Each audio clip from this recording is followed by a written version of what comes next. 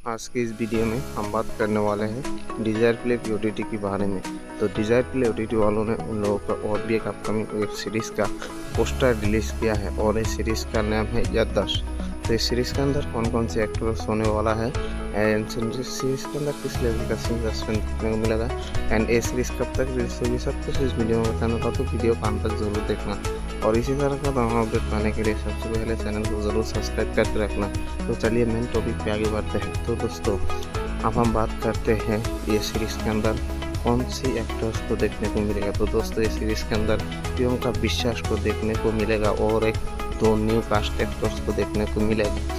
अब हम बात करते हैं इस सीरीज़ के अंदर किस लेवल का सीन सस्पेंस देखने को मिलेगा। तो दोस्तों इस सीरीज़ के अंदर बहुत ही गजब और बेहतरीन प्रीमियम अनकट सीन सस्पेंस देखने को मिलेगा।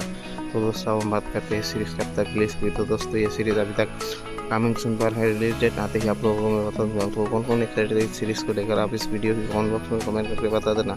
तो ही छोटा सा अपडेट वीडियो आई होगा आपसे अच्छा लगे तो लाइक कर देना। फिर मिलते हैं ऐसा न्यू अपडेट लेकर, तब तक के लिए गुड बाय।